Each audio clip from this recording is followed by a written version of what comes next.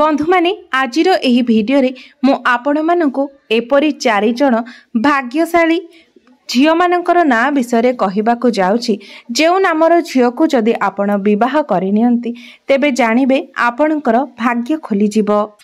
बंधु माने आपण माने जानिथिबे जे मनुष्यर निजर भाग्य रही थाए मात्र विवाह परे आपणकर भाग्य जतेबेले आपणकर विवाह जीवन साथींकर भाग्य सहित जोड़ी होई जाई थाए सेतेबेले मध्य आपणकर भाग्य बदली जिबार संभावना रही थाए।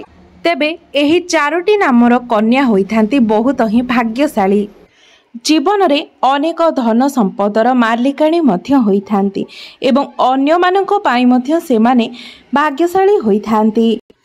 तेबे जदि आपणଙ୍କୁ आपणकर भाग्यर साथ मिलु नाही जेकोसी भी कार्य करूछंती सेही कार्य रे अनेक बाधा विघ्न आसुछि एवं आपण अविवाहित अटंती तेबे चेष्टा करंतु एही नामर कन्या सहित विवाह करिबा पई जहा फल रे तांको भाग्य बल रे मध्य आपणकर भाग्यर ताला खोली जिवो।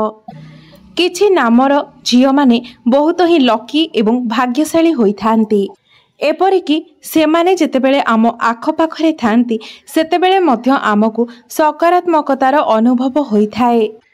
तेबे एपरी परिस्थिति रे आमे समस्ते जानिबा उचित जे केउ नामर झियो माने भाग्यशाली होइथांती। तेबे आमर चतुर्पार्श्व रे अनेक प्रकारर व्यक्ति रही थांती तेबे केउ व्यक्ति आम पई भाग्यशाली एवं केउ व्यक्ति आमर बर्बादीर कारण होइथांती से विषय आमको जना न थाए। तेबे बंधु माने आजिर एही भिडियो रे मु आपण मानकु कहिबाकू जाउछि केउ नामर कन्या माने आपण मानक पई भाग्यशाली होइथांती। तेबे बंधु माने भिडियो रे आगो को बढ़िबा पूर्वरु भिडियोटी को लाइक करी चैनल टी को सब्सक्राइब करि दियंतु। आपणको पाई किए भाग्यशाली ताहा जानिबा पाई आपण प्रत्येक व्यक्तिंकर कुंडली देखिबा जरूरी होई न थाए। तेबे आजि मो आपण मानकु भाग्यशाली कन्या मानकर नाम कहिबा पूर्वरु आपण जणे कन्या को किपरि भाग्यशाली बोली जानिबे ताहार किछि संकेत विषय रे जणाइबाकू जाउछि। तेबे जणे झियो को देखिकी मध्य तांकर शरीर गठनरु आपण जानि परिबे जे से आपणको पाई भाग्यशाली अटंती किंबा नुहंती। तेबे सामुद्रिक शास्त्र रे वर्णना करा जायछि जेउ कन्या मानकर केश लंबा होइथाय एवं नाक उच्चा एवं पतला होइथाय सेमाने अत्यंत भाग्यशाली होइथांती। सेमाने जेउ गृह रे पाद रखिथांती सेही गृह रे धन धान्यर वृद्धि होइथाय। सेमाने निजे जीवन रे बहुत खुशी रे रहिथांती। एहा सहित सेमानंकर परिवारर सदस्य मध्य सेमानंको पाई सुख भोग करिथांती। एहा परे हेउछि गळारे रेखा जेउ कन्या मानंकर गळारे हार परि रेखा रहिथाय एवं आखिर कड़गुडी करे लालिमा रहिथाय अर्थात लाल रंग दिसुथाय सेमाने निज पाई एमिति कि निज परिवार पाई मध्य लक्ष्मी स्वरूपा होइथांती। एही कन्या मानंकर पाद जेउ घरे भी पड़ी थाए सेही घरे माँ लक्ष्मींकर बास होइथाए। सेमानंक जीवन रे केबे भी धनर कमी होई न थाए।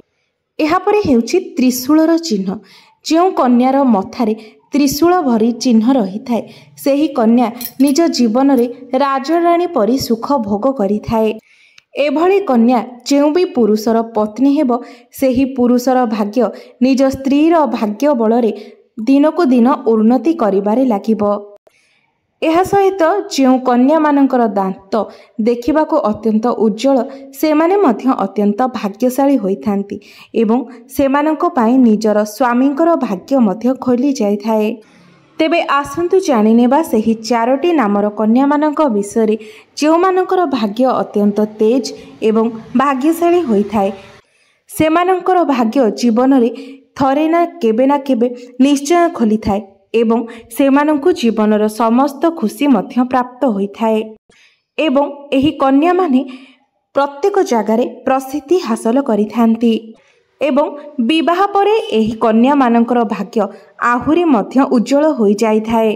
बंधु माने जणे व्यक्तिंकर नाम केवल जणे व्यक्तिंकर व्यक्तित्व विषय ही कहि न थाए तांको जीवनर अनेक रहस्य मध्य तांको नामरु ही जणा पड़ी जाई थाए। प्रत्येक नामर व्यक्ति मानकर व्यक्तित्व पसंद ना पसंद सबकिछि अलग प्रकारर होई थाए। आमर हिंदू धर्म रे ଯେତେବେଳେ ଆମେ ପିଲାର ନାମକରଣ କରିଥାଉ ସେତେବେଳେ ତାର ନାମ ତାର ରାଶି ନକ୍ଷତ୍ର ଅନୁସାରେ ହିଁ ଦେଇଥାଉ। ପିଲାର କୁଣ୍ଡଳୀ ହିସାବରେ ହିଁ ତାର ନାମର ପ୍ରଥମ ଅକ୍ଷରଟି ରଖାଯାଇଥାଏ। ତେବେ ଏହା ବ୍ୟତୀତ ଆଜିର ଭିଡ଼ିଓରେ ମୁଁ ଆପଣଙ୍କୁ ଯେଉଁ ନାମ ବିଷୟରେ କହିବାକୁ ଯାଉଛି ସେହି ନାମର କନ୍ୟାମାନେ ନିଜ ପିତାଙ୍କ ପାଇଁ ଭାଗ୍ୟଶାଳୀ ହେବା ସହିତ ନିଜର ସ୍ୱାମୀଙ୍କ ପାଇଁ ମଧ୍ୟ ଭାଗ୍ୟଶାଳୀ ହୋଇଥାନ୍ତି। କୁହାଯାଏ ଯେ ଏହି ନାମର କନ୍ୟାମାନଙ୍କ ଉପରେ ମା ଅନ୍ନପୂର୍ଣ୍ଣାଙ୍କର ବିଶେଷ କୃପା ରହିଥାଏ, ଯେଉଁ କାରଣ ପାଇଁ କି ସେମାନଙ୍କ ନିକଟରେ କେବେ ବି ଧନ ଧାନ୍ୟର ଅଭାବ ହୋଇନଥାଏ। ତେବେ ପ୍ରଥମ ଅକ୍ଷରଟି ହେଉଛି ଏମ୍। ଏମ୍ ନାମରୁ ଆରମ୍ଭ ହେଉଥିବା କନ୍ୟାମାନଙ୍କ ଜୀବନରେ କେବେ ବି ଧନର ଅଭାବ ହୋଇନଥାଏ। ଏମାନେ ବହୁତ ମିଶାଣିଆ ପ୍ରକୃତିର ହୋଇଥାନ୍ତି। ପ୍ରତ୍ୟେକ ବ୍ୟକ୍ତିଙ୍କ ସହିତ ଏମାନେ ସହଜରେ ମିଶି ପାରନ୍ତି। ସେମାନେ ନିଜ ସ୍ୱଭାବ ଦ୍ୱାରା ଯେକୌଣସି ବ୍ୟକ୍ତିଙ୍କର ହୃଦୟ ଜିତି ଯାଇପାରନ୍ତି ଏବଂ ଏହି ନାମର କନ୍ୟାମାନଙ୍କ ପ୍ରତି କୌଣସି ବି ବ୍ୟକ୍ତି ବହୁତ ଜଲ୍ଦି ହିଁ ଆକର୍ଷିତ ହୋଇଯାଇଥାନ୍ତି। ଅନ୍ୟମାନଙ୍କୁ ସାହାଯ୍ୟ କରିବା ପାଇଁ ଏହି ନାମର କନ୍ୟାମାନେ ସର୍ବଦା ପ୍ରସ୍ତୁତ ଥାନ୍ତି। ଏହି ନାମର କନ୍ୟାମାନେ ନିଜ ପାଇଁ ଭାଗ୍ୟଶାଳୀ ହେବା ସହିତ ନିଜର ପିତାଙ୍କ ପାଇଁ ମଧ୍ୟ ଅତ୍ୟନ୍ତ ଭାଗ୍ୟଶାଳୀ ହୋଇଥାନ୍ତି।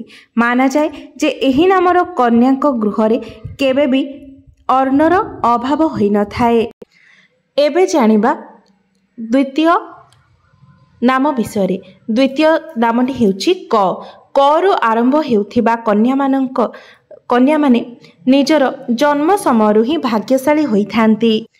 ଏମାନେ ଜନ୍ମ ହେବା ପରଠୁ ହିଁ ସେମାନଙ୍କର ଘରେ ଉନ୍ନତି ଲାଗି ରହିଥାଏ ଏବଂ ଏମାନଙ୍କର ଗୃହରେ କେବେ ବି ଧନ ଧାନ୍ୟର ଅଭାବ ହୋଇନଥାଏ। ଏହି ନାମର କନ୍ୟାମାନେ ନିଜର ପିତାଙ୍କ ସହିତ ନିଜର ସ୍ୱାମୀଙ୍କ ପାଇଁ ମଧ୍ୟ ଅତ୍ୟନ୍ତ ଭାଗ୍ୟଶାଳୀ ହୋଇଥାନ୍ତି। ଏବେ ତୃତୀୟ ନାମ ହେଉଛି ଏସ୍। ଏସ୍ରୁ ଆରମ୍ଭ ହେଉଥିବା ଝିଅମାନେ ଅତ୍ୟନ୍ତ ଉଚ୍ଚ ଭାଗ୍ୟଶାଳୀ ହୋଇଥାନ୍ତି। ଏପରି ମାନାଯାଏ ଯେ ଏହି ନାମର କନ୍ୟାମାନେ ଯେଉଁଠାରେ ବି ରହିଥାନ୍ତି ସେହି ଜାଗାକୁ ଧନ ଏବଂ ସମୃଦ୍ଧି ଆପେ ଆପେ ହିଁ ଚାଲି ଆସିଥାଏ। ଏହି ଏସ୍ ନାମର କନ୍ୟାମାନେ ନିଜଠାରୁ ଅଧିକ ଅନ୍ୟମାନଙ୍କ ପାଇଁ ଭାଗ୍ୟଶାଳୀ ହୋଇଥାନ୍ତି। ସେମାନେ ନିଜ ଜୀବନରେ ଆଲିଶାନ ଜୀବନ ବଞ୍ଚିଥାନ୍ତି। ଏହି ନାମର କନ୍ୟାମାନେ ନିଜର ପିତାଙ୍କ ସହିତ ନିଜର ପତିଙ୍କର ଭାଗ୍ୟକୁ ମଧ୍ୟ ଖୋଲି ଦେଇଥାନ୍ତି। ଏବେ ଜାଣିବା ଚତୁର୍ଥ ନାମ ବିଷୟରେ। ଯେଉଁ କନ୍ୟାମାନଙ୍କର ନାମ ସରୁ ଆରମ୍ଭ ହୋଇଥାଏ ସେମାନେ ନିଜର ବୁଦ୍ଧିର ବଳରେ ସବୁ କିଛି ହାସଲ କରିପାରିଥାନ୍ତି। ଏହି ନାମର କନ୍ୟାମାନେ ଯାହା କରିବା ପାଇଁ ଥରେ ଭାବି ନେଇଥାନ୍ତି ସେହି କାର୍ଯ୍ୟକୁ ସମ୍ପୂର୍ଣ୍ଣ କରି ହିଁ ଛାଡ଼ିଥାନ୍ତି। ଯେଉଁ କନ୍ୟାମାନଙ୍କର ନାମ ପିରୁ ଆରମ୍ଭ ହୋଇଥାଏ ସେହି କନ୍ୟାମାନେ ଅତ୍ୟନ୍ତ ମହତ୍ୱାକାଂକ୍ଷୀ ହୋଇଥାନ୍ତି। ସେମାନେ ଯାହା ଥରେ ନିଜର ଲକ୍ଷ୍ୟ ବନାଇଥାନ୍ତି ସେହି ଲକ୍ଷ୍ୟ ସ୍ଥଳରେ ସେମାନେ ଯେମିତି ହେଲେ ବି ପହଞ୍ଚିଥାନ୍ତି ଏବଂ ସେମାନେ ଲୋକମାନଙ୍କର ଆକର୍ଷଣର କେନ୍ଦ୍ର ମଧ୍ୟ ବନିଥାନ୍ତି।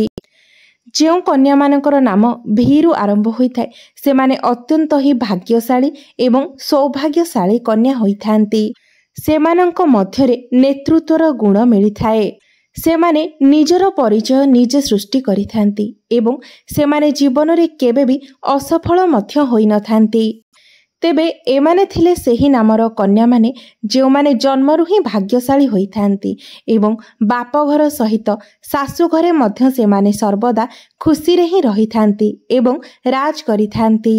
ବନ୍ଧୁମାନେ, ବିବାହ ପରେ ଯେତେବେଳେ ବି ଗୋଟିଏ କନ୍ୟା ନିଜର ଶାଶୁଘରକୁ ଯାଇଥାଏ ତେବେ ସେଠାରେ ତାର ଶାଶୁଘରେ ତାକୁ ଅନେକ ଗୁଡ଼ିଏ ନୀତି ନିୟମର ପାଳନ କରିବାକୁ ହୋଇଥାଏ। ସେଠାରେ ତାକୁ ନିଜର ଶାଶୁଘରର ଚାଲିଚଳଣି ଭଳି ନିଜକୁ ବନାଇବାକୁ ପଡ଼ିଥାଏ।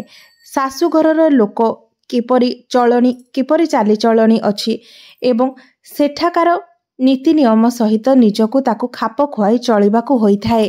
ତେବେ ପ୍ରତ୍ୟେକ ଘରର ଚାଲିଚଳଣି ଏବଂ ବ୍ୟକ୍ତିମାନଙ୍କର ସ୍ୱଭାବ ଅଲଗା ଅଲଗା ପ୍ରକାରର ହୋଇଥାଏ। ତେବେ ପ୍ରତ୍ୟେକ ଜାଗାରେ ସବୁ ଝିଅମାନେ ଏହିଭଳି ହୋଇନଥାନ୍ତି।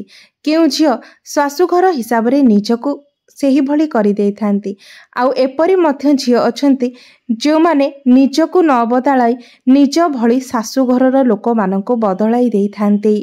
ତେବେ ବନ୍ଧୁମାନେ, ଶାଶୁଘରକୁ ଯିବା ପରେ ସବୁକିଛି ବଦଳାଇ ନିଜ ଭଳି କରିନେବା ବି ଏକ କଳା ହୋଇଥାଏ ଯାହାକି ସବୁ ଝିଅଙ୍କ ଦ୍ୱାରା ସମ୍ଭବ ହୋଇନଥାଏ। तेबे बंधु माने एमाने थिले सही नामर कन्या जो माने जन्मरु ही भाग्यशाली होइथांती। निज पितांक सहित निज स्वामींक पाई मध्य एमाने अत्यंत भाग्यशाली होइथांती। तेबे मोर एही भिडियोटे जदि आपण मानकु भल लागि थाए तेबे भिडियोटी को लाइक करी चैनल टी को निश्चय सब्सक्राइब करिदेबे।